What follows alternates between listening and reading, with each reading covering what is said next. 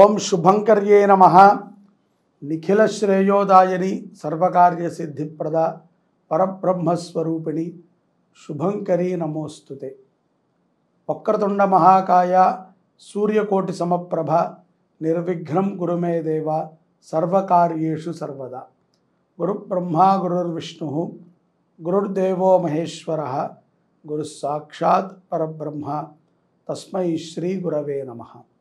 శ్రీ శ్రీ శ్రీ గణపతి సచ్చిదానంద సద్గురుభ్యో నమో నమః.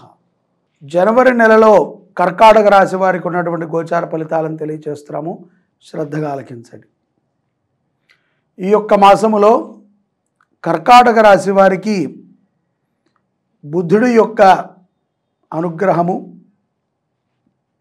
సక్రమంగా ఉంటుంది. అంటే బుద్ధి బలము బాగుంటుంది అని అర్థం. కాబట్టి మీరు చాలా చాకచక్యంగా ఈ మాసంలో నిర్ణయాలను తీసుకుంటారు. తద్వారా మీరు తీసుకున్నటువంటి ఎన్నో నిర్ణయాలు ప్రయోజకాత్మకంగా ఉంటాయి. గురువుల యొక్క అనుగ్రహము కర్కాటక రాశి వారి మీద పుష్కలంగా ఉంటుంది. అలాగే సత్సంగాలలో పాల్గొంటారు. భగవత్ చింతన, దేవాలయాలకి, ఏదైనా ఒక సేవా సంస్థలకి మీ వంతు సహకారాన్ని చాలా సద్భావనతో అందించటాన్ని మనం గమనించవచ్చు. కానీ ఈ మాసములో కర్కాటక రాశిలో ఉన్నటువంటి స్త్రీలకి బుధ, శుక్ర, ఆది డే బై డేగా కొంత కోపము విపరీతమవుతూ ఉంటుంది.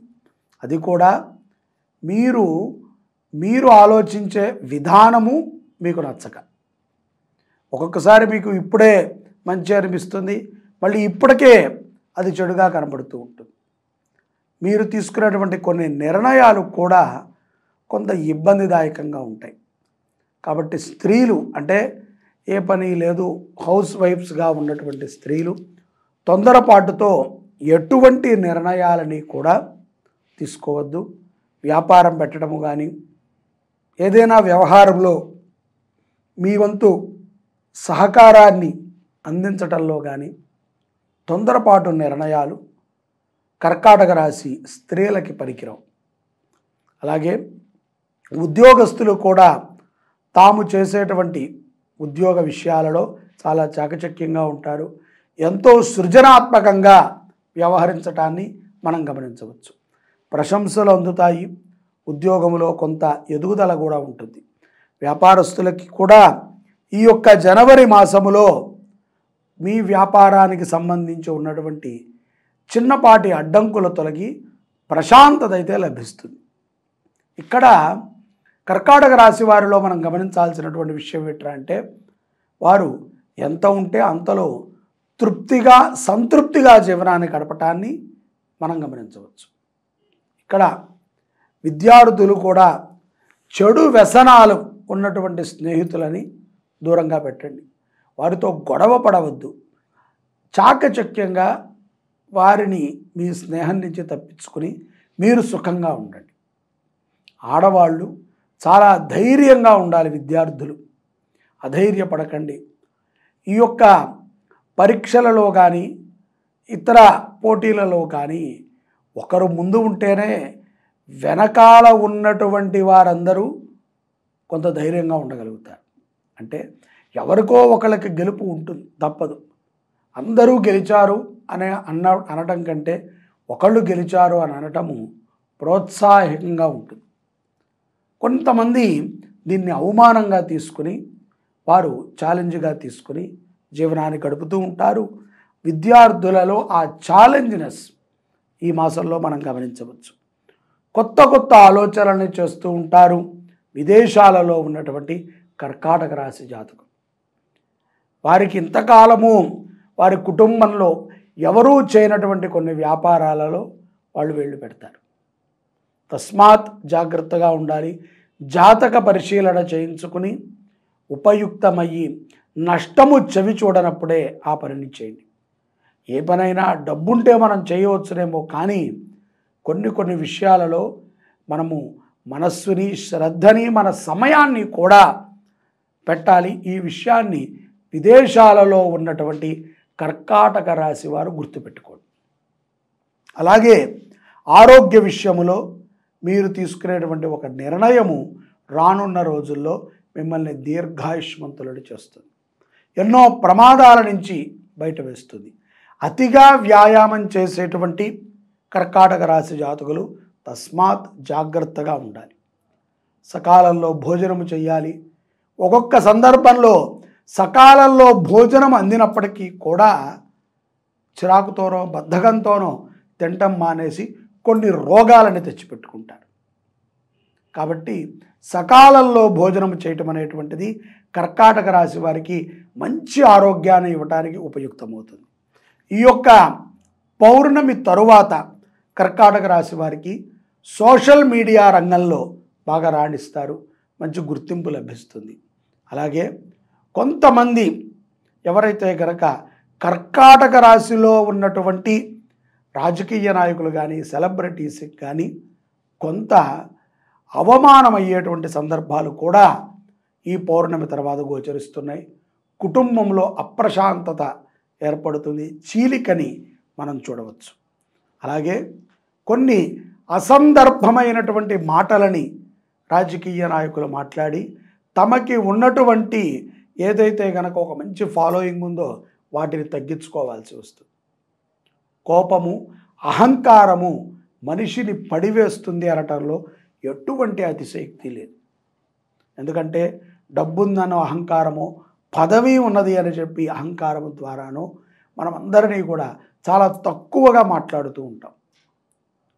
వాళ్ళు ఏదో మన కోసమే పుట్టారు ఈ సమాజంలో వీళ్ళందరూ అనేటువంటి ఒక భావనతో ఉంటాం. మీ అందరికీ తెలియాల్సిన విషయం ఏమిట్రా అంటే ఎంతోమంది ఇష్టపడి సమయాన్ని వెచ్చించి వారు మీకోసం ప్రాధేయపడ్డారు కాబట్టి ఈ స్థితికి వచ్చారు. ఒక్కసారి వారందరూ బాధపడితే ఆ ఘోష కూడా మన కుటుంబం మీద ఉంటుంది. డబ్బుతో ఘోషని కడగలేం. మన బుద్ధి సక్రమమైందైతే తప్ప డబ్బుతో కడగలేం, పదవితో కడగలేం. గుర్తుపెట్టుకోవాలి. అలాగే సద్భావనతో సేవని చెయ్యండి, మంచి సేవలని చెయ్యండి. అంతే తప్ప ఏదో ఫొటోస్ కోసమనో లేకపోతే పాపులేషన్ కోసమనో మీరు సేవలని చేసి పౌర్ణమి తర్వాత ఇక్కట్లు పడకండి. పొలిటికల్గా ఉన్నటువంటి వారు, సెలబ్రిటీ అని మీరు అనుకుంటున్నటువంటి వారు చాలా జాగ్రత్తగా ఉండాలి. నమ్మక తప్పదు. కొన్ని మనం నమ్మి తీరాల్సిందే.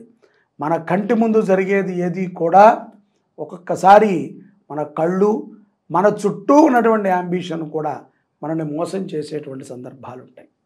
అన్నీ మారిపోతాయి. నీకు అది రాసి పెట్టుంటే అన్నీ కూడా మాయగా మారిపోతాయి. కాలానికి మించినటువంటి వాళ్ళం మనం కాదు.